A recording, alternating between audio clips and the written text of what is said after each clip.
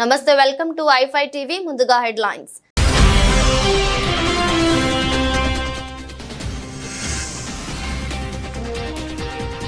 Ukraine సైనికులు లొంగిపోతే కనుక బతికిపోతారు, ట్రంప్తో Putin.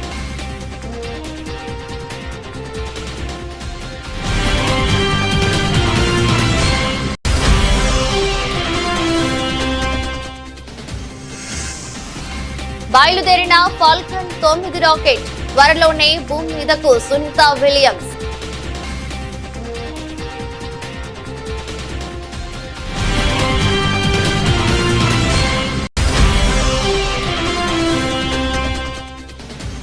Amritsar లో గుడిపై గ్రెనేడ్ దాడి. నగరంలో తొలిసారి మతపరమైన ప్రదేశంపై దాడి జరిగినట్లు భావిస్తున్న పోలీసులు.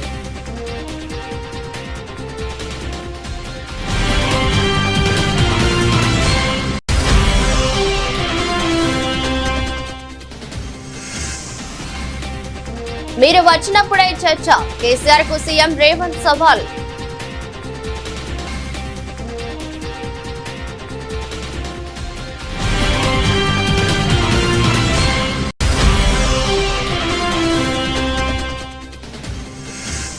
పశ్చిమ గోదావరి జిల్లా తణుకులో పర్యటిస్తున్న ముఖ్యమంత్రి. ఎన్టీఆర్ పార్క్ వద్ద పారిశుద్ధ్య కార్మికులతో ముఖాముఖి.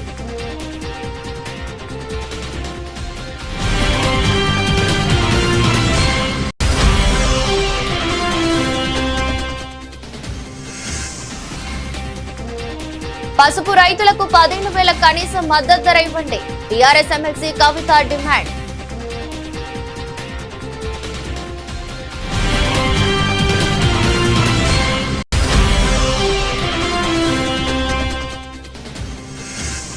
హిందీ వద్దనుకున్నప్పుడు హిందీ రాష్ట్రాల నుంచి డబ్బులు ఎందుకు? కేంద్రం తమిళనాడు మధ్య హిందీ భాష వివాదంపై ఆసక్తికర వ్యాఖ్యలు చేసిన Pawan.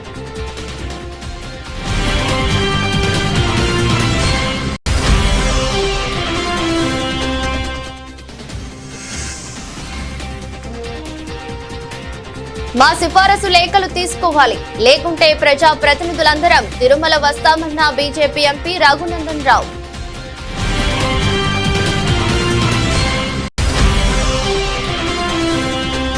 తెలుగుదేశంపై Vijayawada central YCP incharge Malladi Vishnu విమర్శలు.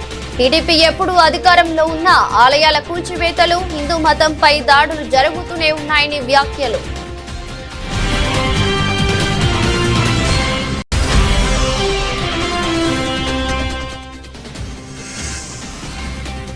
భయపెడుతున్న బంగారం, వెండి ధరలు. దాదాపు 90,000 స్థాయికి చేరుకున్న పసిడి ధరలు.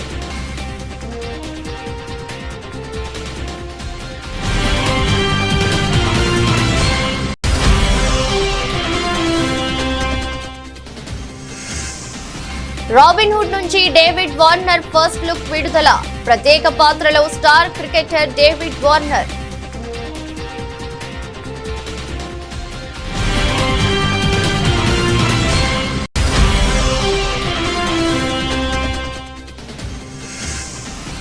Nitish Kumar Reddy full fit. Sunrisers తో కలవనున్న ఆల్ రౌండర్.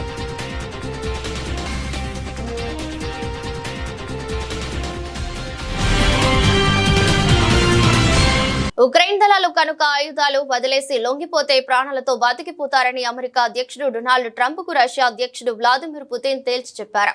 వేలాది మంది ఉక్రెయిన్ సైనికులను రష్యన్ దళాలు చుట్టుముట్టిన ప్రస్తుత తరుణంలో ఉక్రెయిన్ దళాలను వదిలేయాలన్న ట్రంప్ అభ్యర్థనకు పుతిన్ సమాధానం ఇచ్చారు. రష్యా ఉక్రెయిన్ మధ్య యుద్ధం ముగియడానికి చాలా మంచి అవకాశం ఉందని, పుతిన్ తో ఫలవంతమైన చర్చలు జరిగాయని ట్రంప్ నిన్న తెలిపారు. రష్యా అధ్యక్షుడు వ్లాదిమిర్ పుతిన్ తో నిన్న ఫలితమైన చర్చలు జరిగాయి. ఈ భయంకరమైన రక్తపాతంతో కూడిన యుద్ధం చివరకు ముగిసిపోయేందుకు చాలా మంచి అవకాశం ఉందని ట్రంప్ పేర్కొన్నారు. పూర్తిగా చుట్టుముట్టబడిన ఉక్రెయిన్ దళాల ప్రాణాలు కాపాడాలని పుతిన్ ను అభ్యర్థించినట్టు చెప్పారు.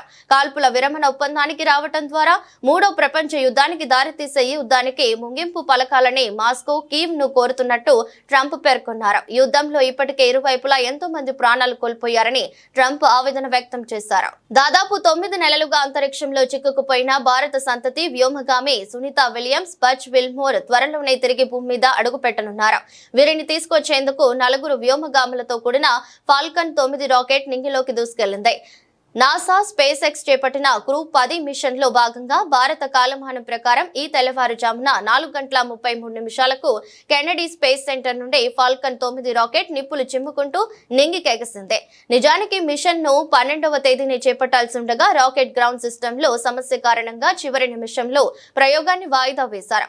సమస్యను సరిచేసి తాజాగా ఇప్పుడు మళ్లీ చేపట్టారు. ఇక డ్రాగన్ క్యాప్సూల్ లో ISS కు వెళ్లిన వ్యోమగాముల్లో Anne McClain, Nicole Ayers, Takuya Onishi, Kirill Peskov ఉన్నారు. అంతరిక్ష నౌక ISS తో నేడు డాకింగ్ అవుతుంది. దాంతో పాటు వెళ్లిన 4 వ్యోమగాములు ISS బాధ్యతలు తీసుకున్న తర్వాత సునీత బచ్ విల్మోర్ 19న భూమికి పయనమయ్యే అవకాశం ఉంది.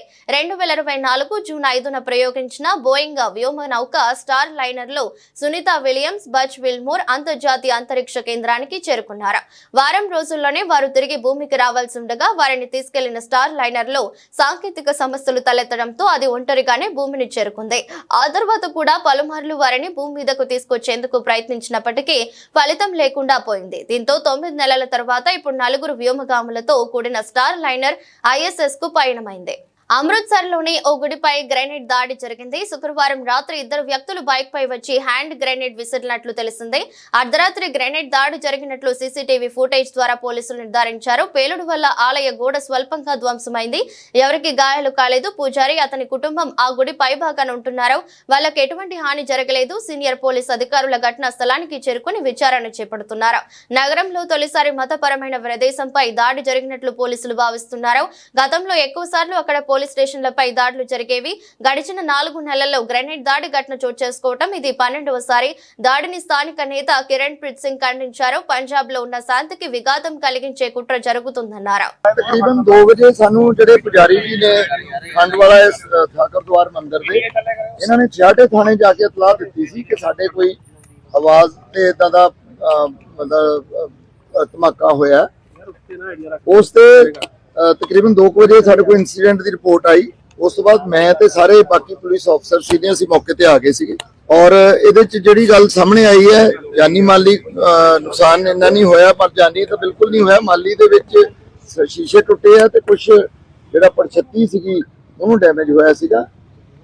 ਔਰ CCTV ਜਦੋਂ ਅਸੀਂ ਦੇਖਿਆ ਤਾਂ ਉੱਥੇ 2 ਬੰਦੇ ਸਾਨੂੰ ਫਿਕਰ ਹੋਏ ਆ ਜਿਹੜੇ ਮੌਕੇ ਤੇ ਆ ਕੇ ਤੇ ਕੋਈ ਚੀਜ਼ ਸੁੱਟਦੇ ਆ ਤੇ ਉੱਥੋਂ ਭੱਜ ਰਹੇ ਨੇ। ਉਹਨਾਂ ਨੂੰ ਸਾਡੀਆਂ ਟੀਮਾਂ ਫੋਲੋ ਕਰ ਰਹੀਆਂ। మాజీ ముఖ్యమంత్రి బీఆర్ఎస్ అధినేత కేసీఆర్ కు ముఖ్యమంత్రి రేవంత్ రెడ్డి సవాల్ విసిరారు. కేసీఆర్ అసెంబ్లీకి వచ్చినప్పుడే కృష్ణా జలాలపై చర్చ పెడదామని చెప్పారు. తాము తప్పు మాట్లాడినట్లు తేలితే క్షమాపణలు చెప్పేందుకు కూడా సిద్ధమని స్పష్టం చేశారు. శనివారం అసెంబ్లీలో సీఎం మాట్లాడుతూ ఎమ్మెల్యేగా కేసీఆర్ కు 54.84 లక్షల జీతం ఇచ్చారని, కానీ ఇప్పటి వరకు కేసీఆర్ 2 సార్లు మాత్రమే అసెంబ్లీకి వచ్చారని తెలిపారు. రోజు ఇంట్లో కేసీఆర్ రొయ్యల పులుసు తిని రాయలసీమను రతనాల సీమ చేస్తామన్నారని గుర్తు చేశారు. ఎంపీగా గెలిపించిన పాలమూరు ప్రజలను మోసం చేశారని మండిపడ్డారు. కేసీఆర్ హయాంలోనే సాగర్ కు CRPF బలగాలు వచ్చాయని చెప్పుకొచ్చారు. అప్పుడు సైలెంట్ గా ఉన్న బీఆర్ఎస్ ఇప్పుడు కాంగ్రెస్ ప్రభుత్వాన్ని తప్పుపడుతుందంటూ రేవంత్ ఆగ్రహం వ్యక్తం చేశారు. కృష్ణా నీటి విషయంలో రాష్ట్రానికి మరణ శాసనం రాశారన్నారు. కేసీఆర్ కేంద్ర మంత్రిగా ఉన్నప్పుడే పోతిరెడ్డిపాడు హెడ్ రెగ్యులేటర్ సామర్థ్యాన్ని పెంచారని గుర్తు చేశారు. కమిషన్ల కోసమే జూరాల నుంచి తీసుకోవాల్సిన నీళ్లను శ్రీశైలం బ్యాక్ వాటర్ ద్వారా తీసుకుంటున్నామన్నది నిజం కాదా అని నిలదీశారు. SLBC టనెల్ ఉమ్మడి రాష్ట్రంలోనే 20 కిలోమీటర్ల మేర పూర్తి చేశారని తెలిపారు. కేసీఆర్ పాలనలో ప్రాజెక్ట్ పనులు చేపట్టలేదని, SLBC ప్రమాదంపై సానుభూతి చూపించాల్సిన బీఆర్ఎస్ నేతలు పైశాచిక ఆనందం పొందుతున్నారంటూ మండిపడ్డారు. మీ స్ట్రేచర్ గురించి ఉన్న ఆలోచన స్టేట్ ఫ్యూచర్ మీద లేదు. బీఆర్ఎస్ ఇప్పుడు మార్చురీలో ఉందని అన్నా తప్పేముంది? నేను కేసీఆర్ ను కించపరిచినట్టు కేటీఆర్, హరీష్ రావు విమర్శిస్తున్నారు. కేసీఆర్ 10 ఏళ్లు జీవించి ప్రతిపక్షంలోనే ఉండాలని కోరుకుంటున్నా అంటూ సీఎం వ్యాఖ్యలు చేశారు. చంద్రశేఖరరావు గారు ప్రతిపక్ష నాయకుడు, అధ్యక్ష ప్రతిపక్ష నాయకుడుగా ఇప్పటివరకు వారి శాసనసభకు వచ్చింది 2 సార్లు అధ్యక్ష. వారికి పోయిన డిసెంబర్ 23 నుంచి ఇప్పటి వరకు వారికి ఇచ్చిన జీతం అధ్యక్ష 57,84,124 రూపాయలు అధ్యక్ష. శాసనసభ్యుడిగా ప్రతిపక్ష నాయకుడిగా డిసెంబర్ 1, 2023 నుంచి ఫిబ్రవరి 28, 2025 వరకు ఈ దాదాపుగా 15 నెలలలో వాళ్ళు తీసుకున్న ప్రభుత్వం సొమ్ము, జీత భత్యాలు, శాసనసభ్యులు కూడా ప్రభుత్వ ఉద్యోగ అధ్యక్ష తమకు తెలుసు కదా, సుప్రీంకోర్టు తీర్పిచ్చింది. వారు 57,84,124 రూపాయలు జీతభత్యాలు తీసుకున్నారు అధ్యక్ష. 2 సార్లు ఇక్కడికి వచ్చింది, ఇప్పటి వరకు ఎక్కడికి వెళ్ళలేదు అధ్యక్ష. అధ్యక్ష, నేను ఒక మాట గుర్తు చేయదలుచుకున్నాను అధ్యక్ష. చాలా మాట్లాడిండ్రు, ఉండుంటే బాగుండేది, నేను అడుగుండేవాడిని. రోజా గారి ఇంటికి వెళ్ళి రొయ్యల పులుసు తిన్నది ఎవరు అధ్యక్ష? నేనా ఉత్తమ్కుమారెడ్డి గారు అధ్యక్ష? రోజా గారు ఒక్కసారి రొయ్యల పులుసు పెడితేనే తిని రాయలసీమను రతనాలసీమ చేసి వస్తాను చెప్పొచ్చిన మహానుభావుడు ఆయన. నిన్ను పుట్టినప్పటి నుంచి 71 సంవత్సరం వరకు పెంచి పోషించి నీకు బుక్కడి బువ్వ పెట్టి గుండెల్లో పెట్టి ఆదరించి భుజాల మీద మోసి తెలంగాణ రాష్ట్రానికి ముఖ్యమంత్రిని చేసి 2009లో కరీంనగర్ జిల్లా నుంచి వలస వచ్చి మహబూబ్నగర్కు బతకడానికి వచ్చి ఒక్క ఓటేయని మహాప్రభు అంటే నిన్ను ఎంపీగా గెలిపించి మా గుండెల్లో పెట్టుకొని చూసుకొని మేము పల్లకీలో మోసి పార్లమెంటుకు పంపిస్తే మా గుండెల మీద తంతవా? ఇది నీ నీతి. జిల్లాలో ముఖ్యమంత్రి చంద్రబాబు నాయుడు పర్యటన కొనసాగుతుంది. స్వచ్ఛ దివస్ కార్యక్రమంలో భాగంగా తణుకులో ఏర్పాటు చేసిన ప్రజా వేదిక వద్ద ప్రజలతో సీఎం ముఖాముఖి నిర్వహించారు. ఈ సందర్భంగా సీఎంను ప్రజలు పలు ప్రశ్నలు వేశారు.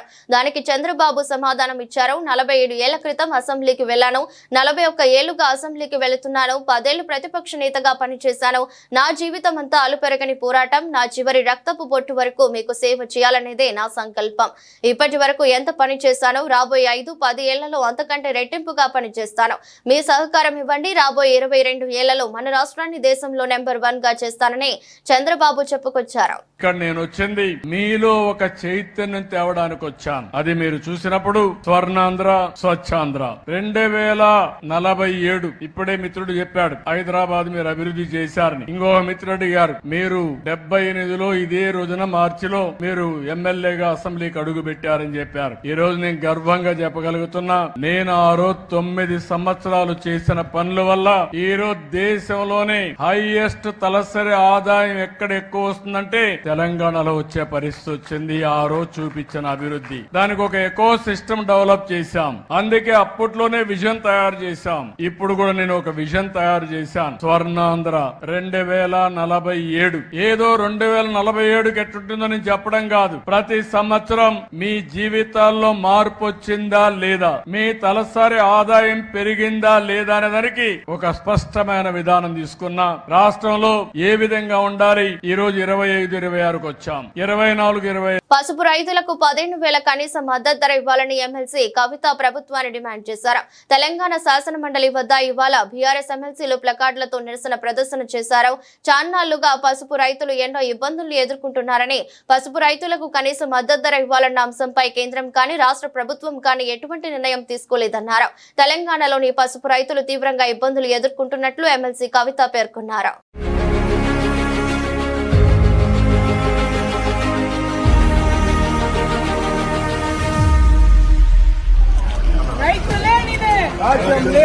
కేంద్ర ప్రభుత్వం తమపై హిందీని బలవంతంగా రుద్దేందుకు ప్రయత్నిస్తుందంటూ తమిళనాడులో తీవ్ర రాజకీయ దుమారం చెలరేగుతున్న వేళ జనసేన పార్టీ అధినేత ఏపీ ఉప ముఖ్యమంత్రి పవన్ కళ్యాణ్ ఆసక్తికర వ్యాఖ్యలు చేశారు.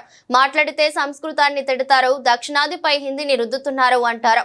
అన్ని దేశ భాషలే కదా, తమిళనాడులో హిందీ వద్దు అంటుంటే నాకు మనసులో ఒకటే అనిపించింది. తమిళ సినిమాలను హిందీలోకి డబ్ చేయకండి. డబ్బులేమో హిందీ నుంచి కావాలి, ఉత్తరప్రదేశ్ నుంచి డబ్బులు కావాలి, బీహార్ నుంచి డబ్బులు కావాలి, ఛత్తీస్గఢ్ నుంచి డబ్బులు కావాలి, పని చేసే వాళ్ళందరూ బీహార్ నుంచి కావాలి. కానీ మేం హిందీని ద్వేషిస్తామంటే ఇదెక్కడ న్యాయం? ఈ విధానం మారాలి. భాషలను ద్వేషించాల్సిన అవసరం లేదు. మీరు ముస్లింలను చూసి నేర్చుకోండి హిందువులందరికీ చెబుతుంటాను. ఆలయాల్లో సంస్కృతంలో మంత్రాలు చదవకూడదని అంటుంటారు. మరి ముస్లింలు అలా ఎప్పుడైనా అంటుంటారా? ముస్లింలు ఎక్కడి వారైనా కావచ్చు, అరబిక్ లేదా ఉర్దూలో ప్రార్థిస్తారు. హిందూ ధర్మంలో సంస్కృతంలోనే మంత్రాలు ఉంటాయి. మరి అలాంటప్పుడు తమిళంలో మంత్రాలు చదవాలా, తెలుగులో మంత్రాలు చదవాలా అని పవన్ కళ్యాణ్ ప్రశ్నించారు. మాట్లాడితే సంస్కృతాన్ని తిడతారు, హిందీని మీరు రుద్దుతున్నారు, సౌత్ దక్షిణాదిని అంటారు. అన్ని దేశ భాషలే కదా. మన తమిళనాడులో తమిళ్ హిందీ రాకూడదు అంటుంటే నాకు అనిపించింది మనసులో ఒకటే, అప్పుడు తమిళ సినిమాల్ని హిందీలోకి డబ్ చేయకండి. డబ్బులేమో హిందీ నుంచి కావాలి, ఉత్తరప్రదేశ్ నుంచి డబ్బులు కావాలి, బీహార్ నుంచి డబ్బులు కావాలి, ఛత్తీస్గఢ్ నుంచి డబ్బులు కావాలి, కానీ హిందీ మాకు వద్దంటే అది న్యాయం. పనిచేసే వాళ్ళందరూ మనకి బీహార్ నుంచి రావాలి, కానీ హిందీని ద్వేషిస్తానంటే ఎట్లా? ఇవన్నీ మారాలి కదా. అందుకని భాషల్ని ద్వేషించాల్సిన అవసరం లేదు. తిరుమల శ్రీవారి విఐపి బ్రేక్ దర్శనాల కోసం మా సిఫారసు లేఖలు తీసుకోకుంటే తెలంగాణ ప్రజా ప్రతినిధులందరం కలిసి ఒకరోజు తిరుమలకు వస్తాం. టీటీడీ ఏం చేస్తుందో ఆ రోజు చూసుకుంటాం. తెలంగాణ ఎమ్మెల్యే, ఎమ్మెల్సీ, ఎంపీల సిఫారసు లేఖలను రేపటి నుంచి తీసుకోవాలని బీజేపీ ఎంపీ రఘునందన్ రావు అన్నారు. తిరుమల శ్రీవారిని దర్శించుకున్న ఆయన ఆలయం ముందు మీడియాతో మాట్లాడారు.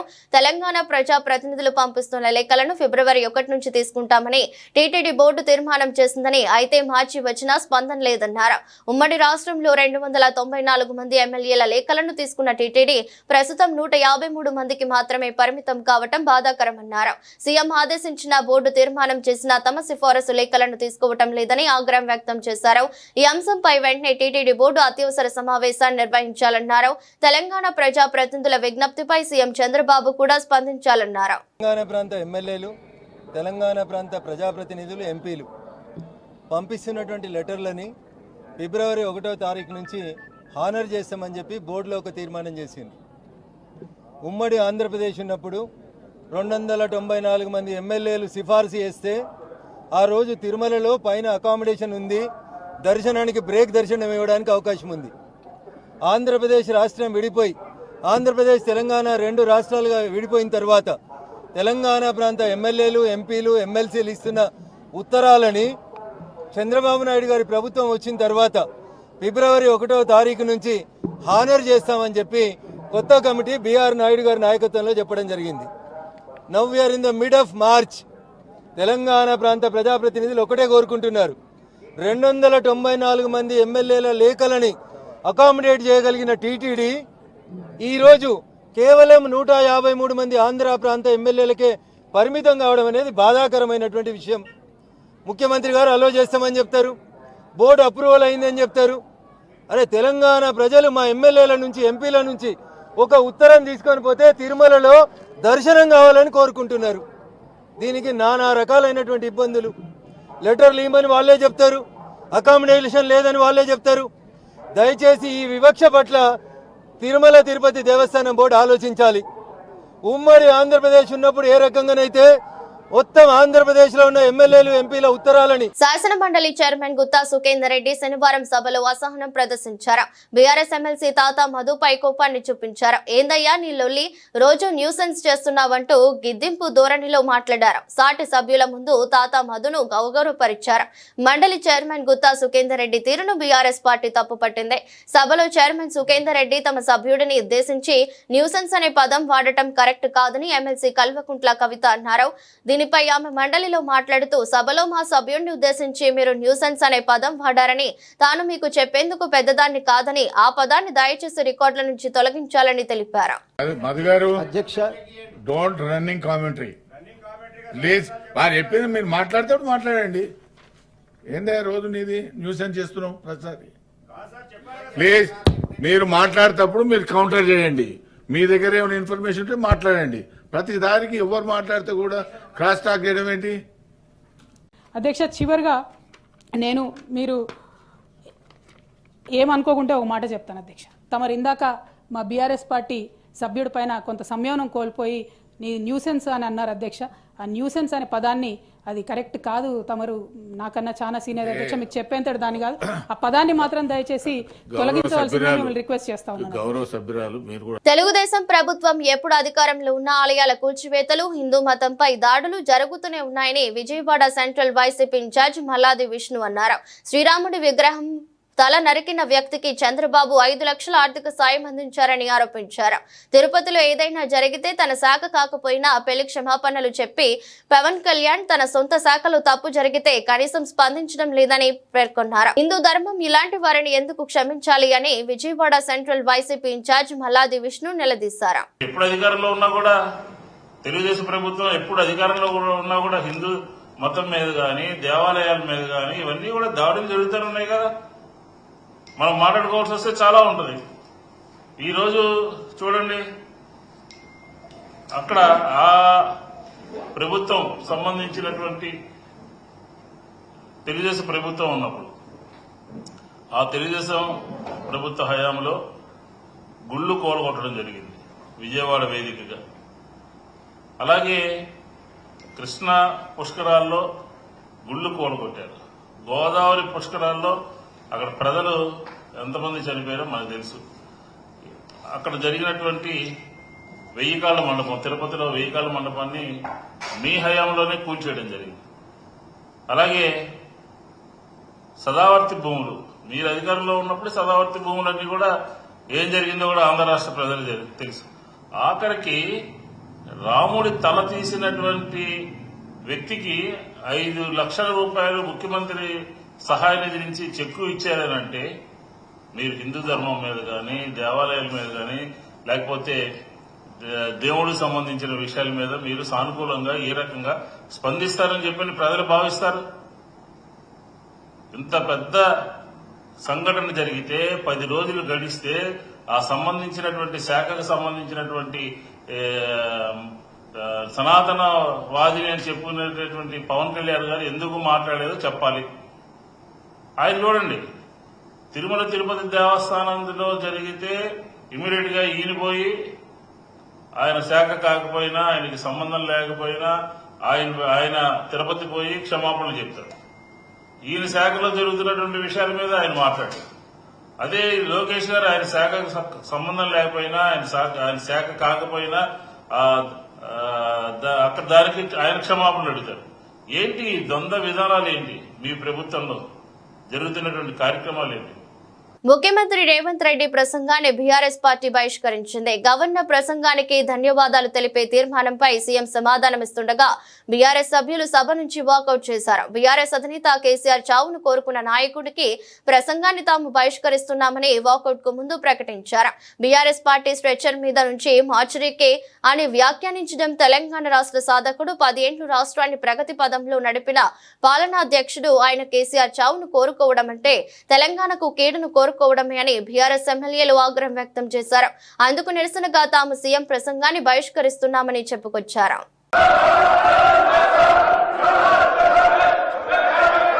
అధ్యక్ష,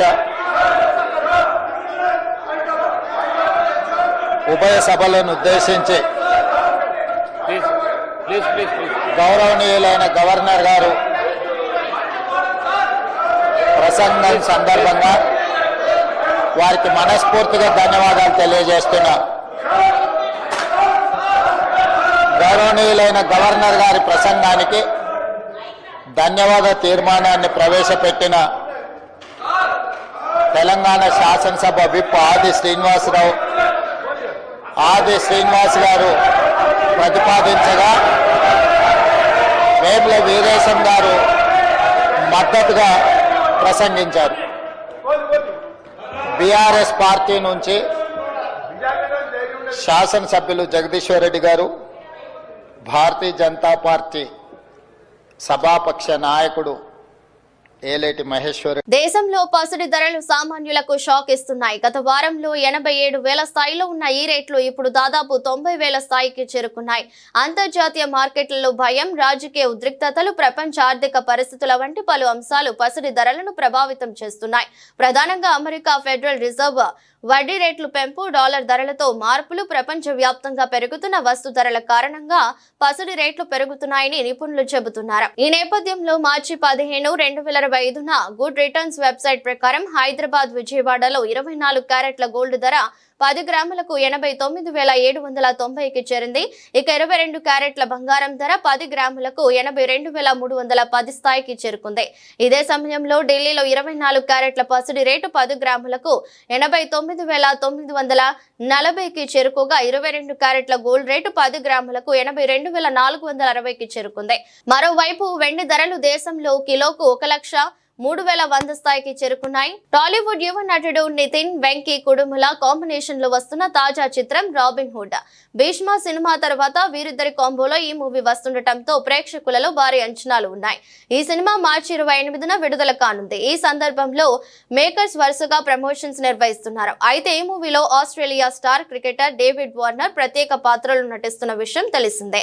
తాజాగా ఆయన ఫస్ట్ లుక్ ను నిర్మాణ సంస్థ మైత్రి మూవీ మేకర్స్ విడుదల చేశారు. బౌండరీ నుంచి బాక్స్ ఆఫీస్ కు వస్తున్న వార్నర్ కు భారత సినిమాకు స్వాగతం అంటూ వార్నర్ ప్రత్యేక పోస్టర్ ను పంచుకుంది. మైత్రి మూవీ మేకర్స్ బ్యానర్ పై నవీన్ ఎర్నేని, వై రవిశంకర్ నిర్మిస్తున్న ఈ చిత్రంలో నితిన్ సరసన శ్రీలీల కథానాయికగా నటిస్తుంది. రాజేంద్ర ప్రసాద్, వెన్నెల కిషోర్ కీలక పాత్రల్లో కనిపించనున్నారు.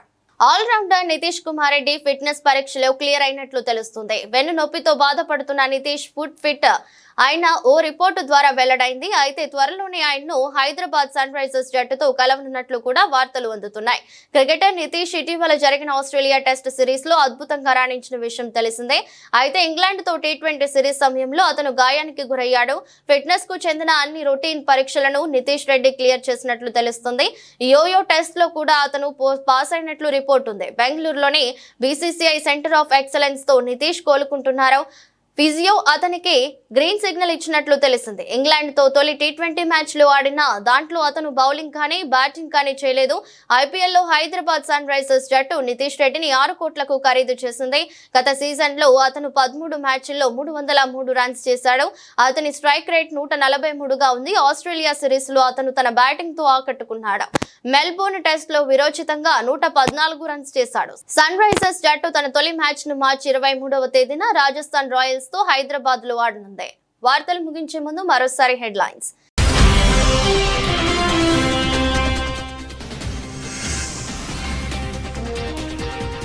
ఉక్రెయిన్ సైనికులు లొంగిపోతే కనుక బతికిపోతారు. ట్రంప్ తో పుతిన్.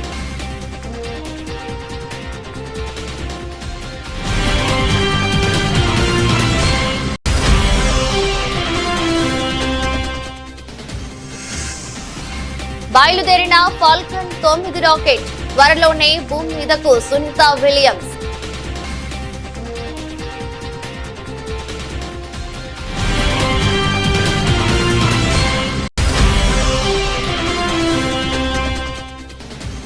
అమృత్సర్ లో గుడిపై గ్రెనేడ్ దాడి. నగరంలో తొలిసారి మతపరమైన ప్రదేశంపై దాడి జరిగినట్లు భావిస్తున్న పోలీసులు.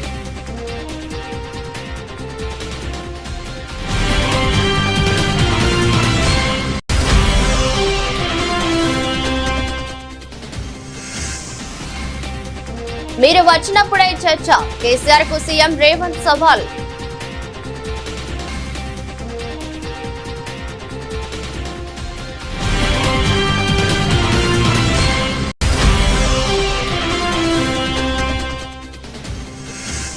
పశ్చిమ గోదావరి జిల్లా తణుకులో పర్యటిస్తున్న ముఖ్యమంత్రి.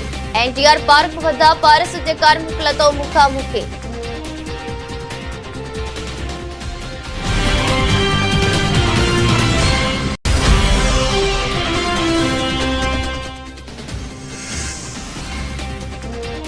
పసుపు రైతులకు 15,000 కనీస మద్దతు ధర ఇవ్వండి. టీఆర్ఎస్ ఎమ్మెల్సీ కవిత డిమాండ్.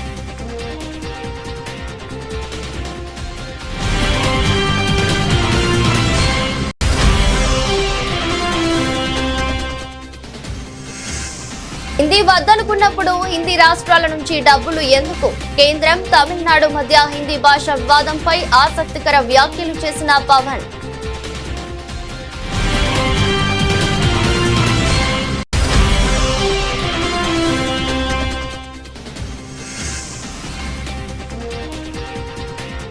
మా సిఫారసు లేఖలు తీసుకోవాలి, లేకుంటే ప్రజా ప్రతినిధులందరం తిరుమల వస్తామన్న బీజేపీ ఎంపీ రఘునందన్ రావు.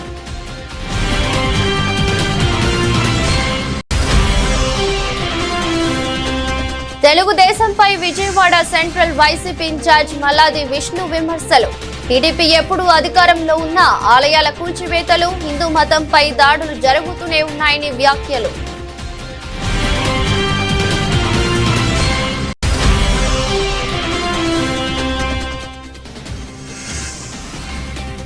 భయపెడుతున్న బంగారం, వెండి ధరలు. దాదాపు 90,000 స్థాయికి చేరుకున్న పసిడి ధరలు.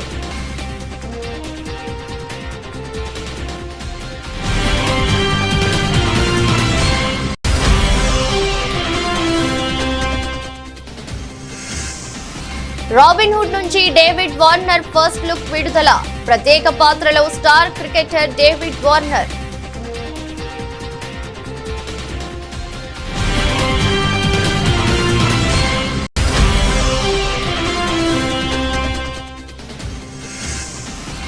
Nitish Kumar Reddy full fit, sunrisers తో కలవనున్న ఆల్ రౌండర్.